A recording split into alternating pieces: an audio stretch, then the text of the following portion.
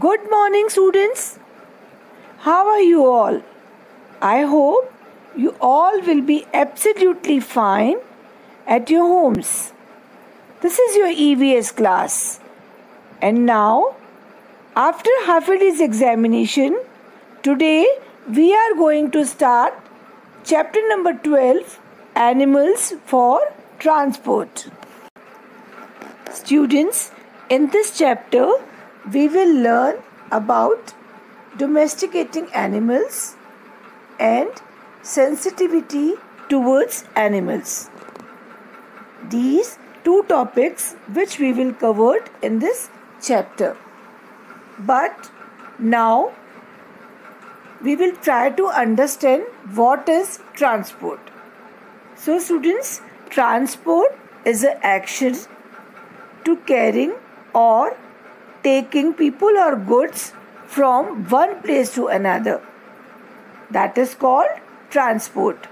Means एक जगह से दूसरी जगह लोगों को लेके जाना या किसी भी तरह के सामान को लेके जाना.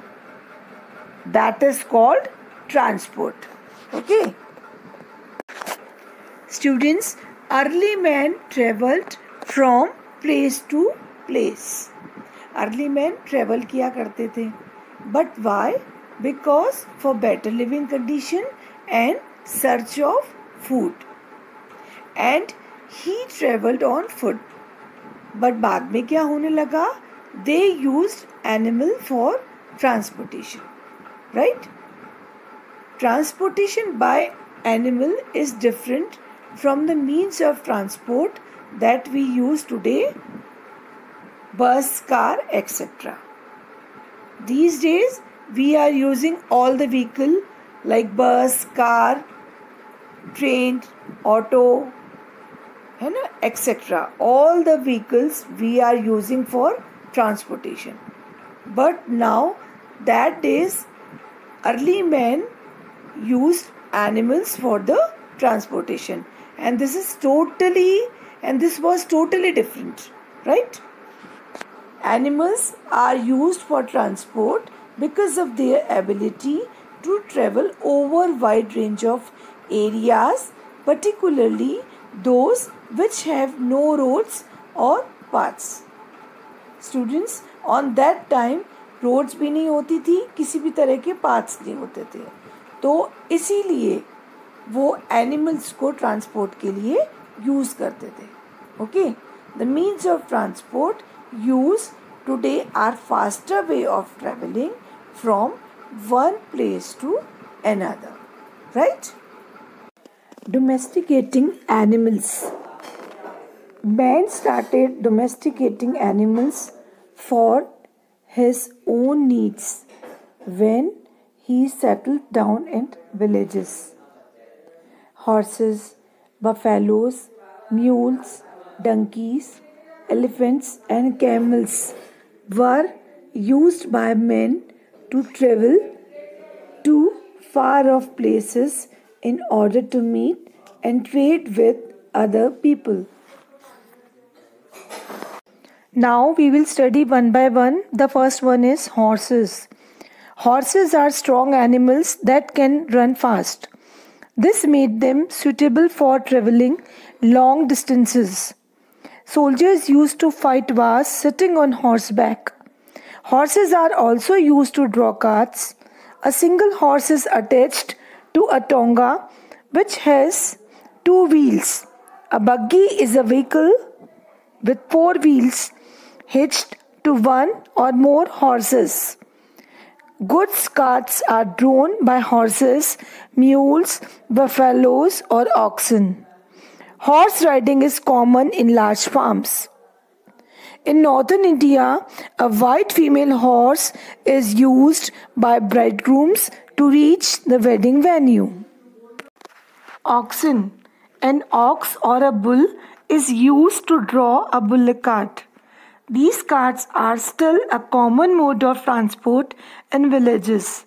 They are used to carry goods as well as people. They also play an important role in plowing of fields. Donkeys and mules. Donkeys and mules have been used to carry heavy loads since long time. They cannot run fast like horses but can carry more weight even in hilly areas. A mule is the offspring of a male donkey known as a jack and a female horse mare. Mules are also used to carry heavy loads. Next one is yaks. Yaks, along with other sure-footed animals such as ponies and horses, are used to carry and transport people and loads in cold, mountainous regions. They can bear the severe cold because of their warm, hairy coats. Next one, elephants. Elephants are the largest land animals. They can carry heavy loads. They were used by people for travel. They were often used during battles by kings. They can move easily through forest. So they are used for transporting heavy objects like logs of wood in forest. They are also used as part of many religious ceremonies in temples as seen in Kerala. And the last one is camels. Camels are called the ship of the desert. They are ideal for traveling in the desert. They can live in the difficult conditions of the desert, going without food and water for many days. Camels were used by merchants to transport goods. In dry, sandy desert areas, camel riding is a form of transport. In parts of Rajasthan, camel racing is a form of fun and entertainment. Students, sensitivity towards animals. Now we will try to understand why we should sensitive towards animals. Human beings have been using animals for various purposes since olden times. All these animals depend on us for food and shelter. We must be kind to animals and treat them well. Some of the ways of taking care of animals are: we should not beat animals to get more work from them. Animals should not be made to carry very heavy loads. Next, animals should not be made to work for long hours. Next, animal shelter should be kept clean and comfortable. And if domestic or pet animal get sick, they should be taken to a veterinary doctor. Proper food and a balanced diet should be provided to them. For example, food of a horse should be consist of chana and jaggery. Stray animals should be taken to a nearby animal shelter. Next, animals should not be used in a circus.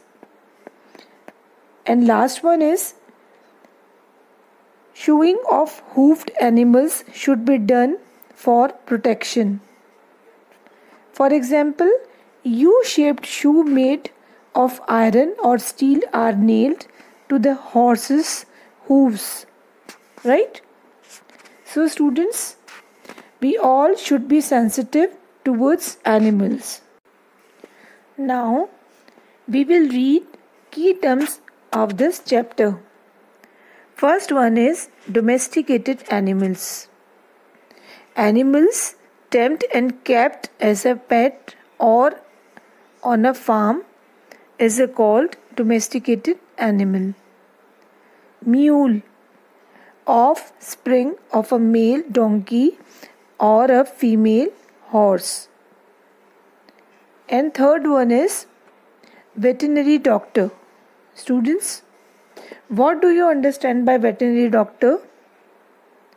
Veterinary doctor is a person which qualified to treat diseased or injured animals. Right? Now we will read some important points of this chapter. Early man traveled from one place to another in search of food, shelter, etc. The speed and strength of horses made them the best mode of transport for traveling longer distances. An ox is used to draw a bullock cart. Donkeys and mules are used to carry heavy loads. An elephant were used by kings and other people for travel and in battles.